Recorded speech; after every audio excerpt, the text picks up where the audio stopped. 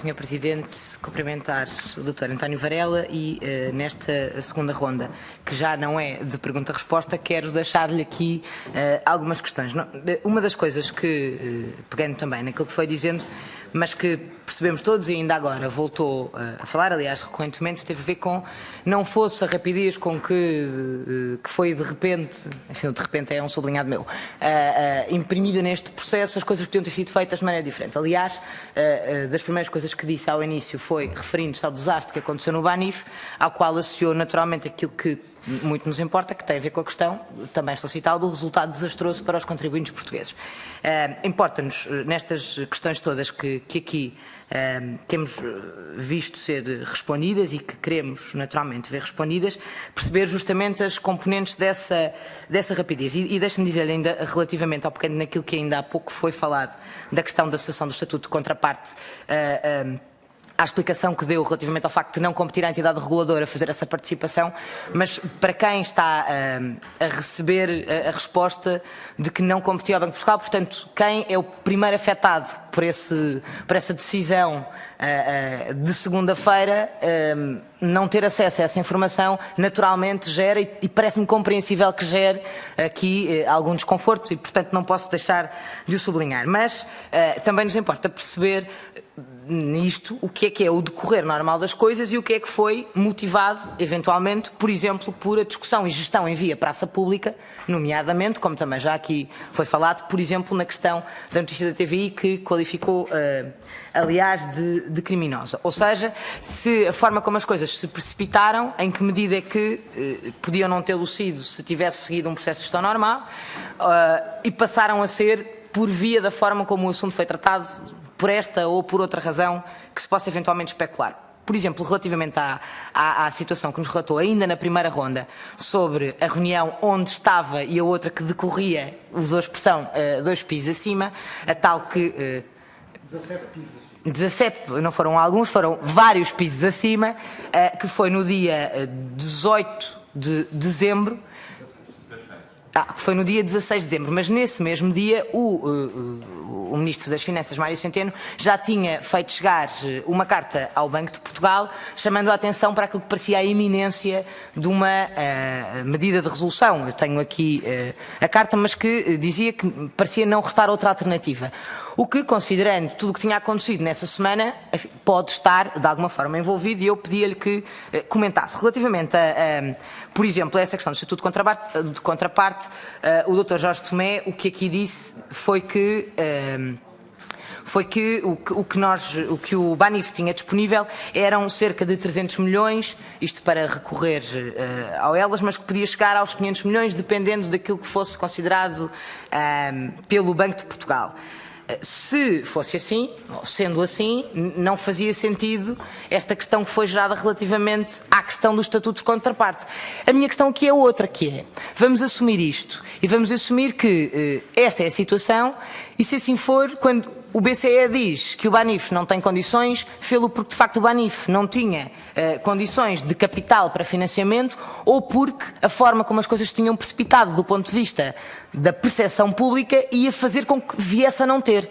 Percebe a diferença entre uma coisa e outra. É que a responsabilidade de gerar essa instabilidade, que efetivamente viesse a retirar essa falta de capital, não é real, é provocada pelos acontecimentos na praça pública que vieram associados ao Banif, e pedia que, por favor, comentasse. Nós fomos ouvindo, já hoje aqui, naturalmente, falámos muito da Direção-Geral de Concorrência, e nós, na audição com o Dr. Jorge Tomé, fomos percebendo que houve sempre uma lógica de acompanhamento do processo, nas várias reuniões, no Commitment Catalog, que também já aqui falou.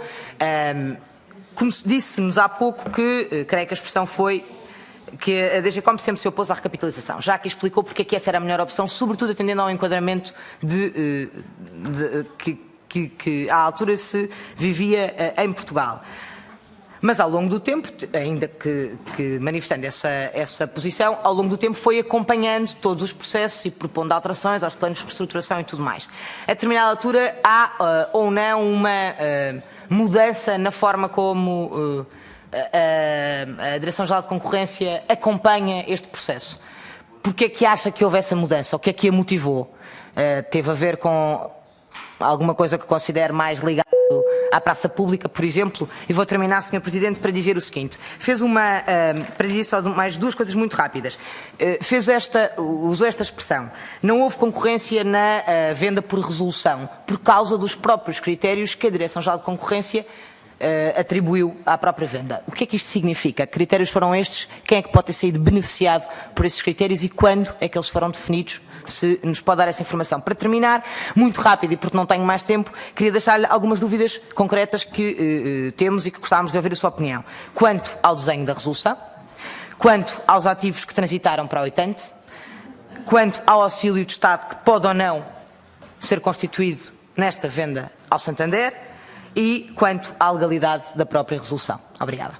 Obrigado, Sra. Deputada. Sr. Doutor, posso favor. Portanto, quanto ao primeiro tema que abordou,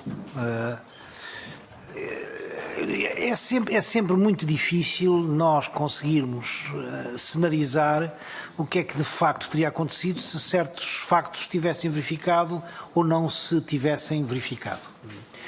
Eu estou convicto que a drenagem de liquidez que o Banif sofreu durante aquela semana por causa da notícia da TVI foi muito determinante nas atitudes de todas as pessoas, inclusivamente do BCE, relativamente a esta situação.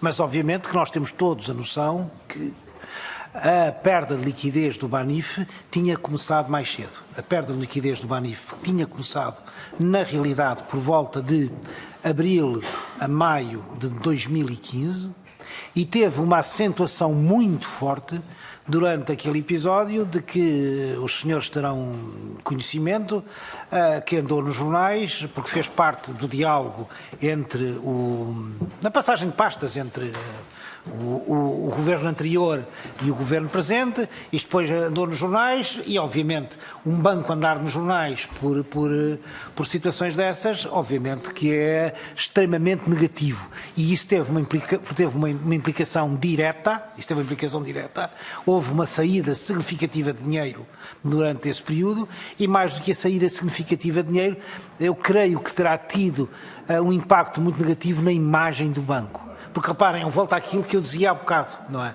Se nós fôssemos dizer hoje, alguns, se publicarmos uma notícia exatamente igual acerca da Caixa Geral de Depósitos ou acerca de um banco qualquer, não vai acontecer nada. Ninguém vai lá fazer. Porquê? Porque a notícia não tem plausibilidade, porque o banco tem confiança e tem credibilidade. Portanto, julgo que este episódio foi um episódio, de facto, muito, muito negativo, mas que, de facto, o determinante foi essa saída de liquidez nessa altura.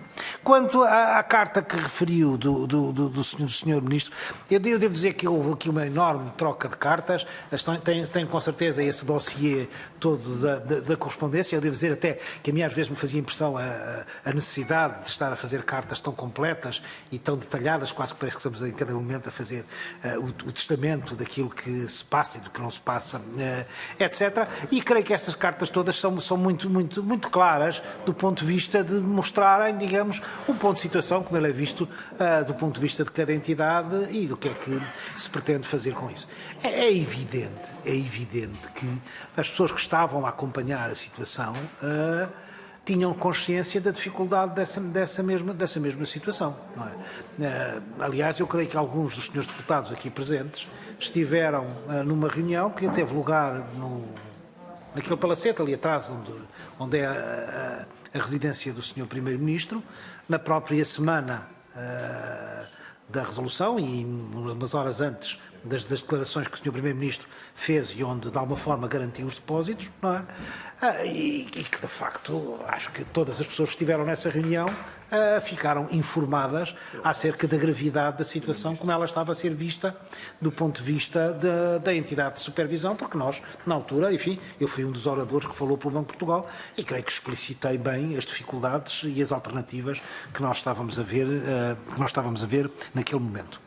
Quanto à situação das elas, eu não quero aqui estar a contraditar o Dr. Tomé, não me lembro já dos pormenores, há uma coisa que eu tenho a certeza absoluta, não é? Fizemos a análise como a análise tinha que ser feita e concluiu-se que não havia, de maneira nenhuma, viabilidade em que o banco pudesse continuar com base nas elas na segunda-feira. Das duas uma, ou continuava a ter o estatuto de contraparte, ou, de facto, o banco não podia funcionar. Se calhar podia abrir a porta um quarto de hora e depois um quarto de hora depois tinha que fechar a porta. É imaterial, digamos, a folga que o banco tinha quanto a elas é absolutamente imaterial face àquilo que seriam as necessidades de capitalização.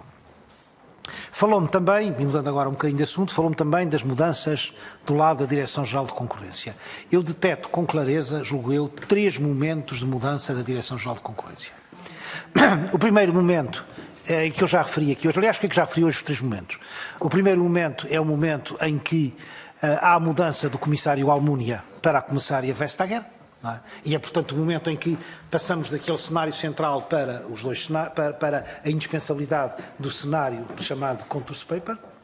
Há um segundo momento de alteração da posição da Comissão Europeia, que é quando a Comissão Europeia percebe que vai haver eleições em Portugal em outubro. E é isso que leva que decidem, na minha opinião, não é? Pode não ter sido isso, mas é a minha opinião, é isso que os leva a decidir iniciarem a investigação aprofundada em julho. Portanto, iniciarem a investigação aprofundada ao BANIF ainda antes da realização de eleições, portanto, como uma forma cautelar, digamos, de se defenderem no exercício das suas funções. Julgo que há um terceiro momento de mudança de atitude da DGCOMP e que, palpavelmente, eu acho que teve lugar no dia 17 de novembro. No dia 17 de novembro, o Banco de Portugal esteve reunido com a Direção-Geral de Concorrência e foi a situação em que, contrariamente às reuniões anteriores, foi referida, como eu hoje já aqui explicitei, a indispensabilidade de que o banco estivesse solucionado, para não dizer resolvido, não é, que até ao fim do ano. Não é? Portanto, este é um terceiro momento em que claramente a Direção-Geral de Concorrência mudou de postura.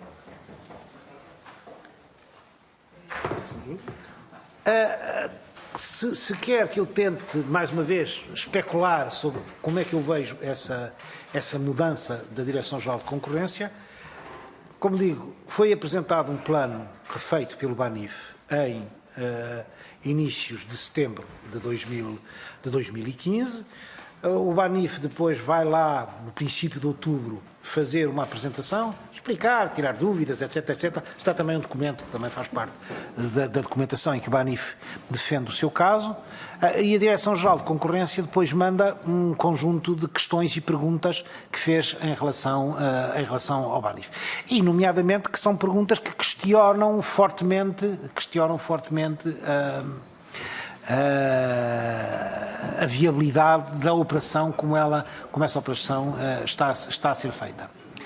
Existe também, nessa altura, uma apresentação feita pela Task Force do Banco de Portugal ao DGCOMP e ao SRB, em que são detalhadas as condições de viabilidade da operação e que, creio que tudo isto terá levado a DGCOMP a começar a tornar-se muito desconfiada ou muito pouco crente na realização na possibilidade da realização da operação sem que ela envolvesse ajuda de Estado. E daí surge-lhes provavelmente aquela conclusão: nós não queremos que isto se arraste para o ano que vem, isto ainda vai acabar mal, o melhor é acabarmos com isto antes. Mas agora aí eu estou a especular, não é nada que eles me tenham dito, sou eu que estou a especular com base naquilo que acompanhei. A questão seguinte que a senhora deputada me pôs, eu tomei a nota como sendo os critérios da DGCOMP de admissão, mas de facto devo dizer que com isto já, se alguém me quisesse dar uma ajudinha... A questão da concorrência disse taxativamente que... Sim, já sei.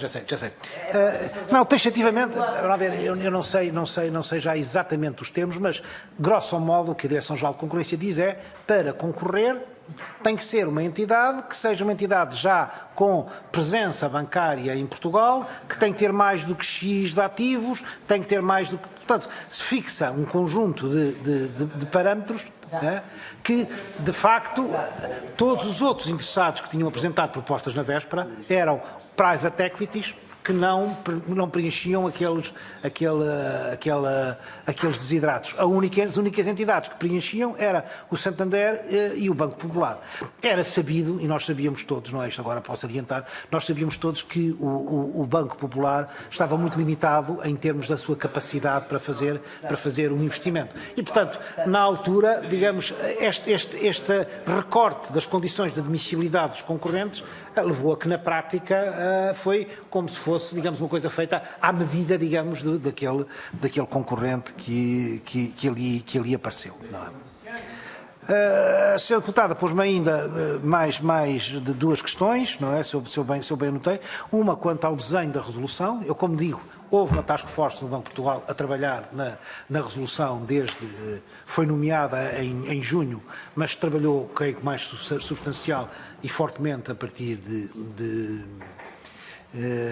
setembro, mas o essencial, mas terá havido fortes adaptações que tiveram que ser feitas face à proposta concreta que o Santander fez e, portanto, foi necessário adaptar aquilo que era a visão que o Banco de Portugal tinha àquilo que era o que o Santander estava disposto a aceitar e terão, inclusivamente, ocorrido negociações entre a equipe do Banco de Portugal e a equipe do Santander e também com a intervenção da DG Comp, no sentido de se chegar, digamos, ao equilíbrio de qual é que era a situação, pronto, que do ponto de vista do Santander era aceitável e que do ponto de vista do Banco de Portugal minimizava, digamos, ou maximizava o interesse do nosso lado.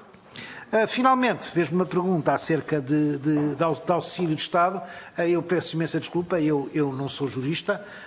Como não jurista, eu tendo a dizer isto foi um monstruoso auxílio do Estado português a um banco estrangeiro.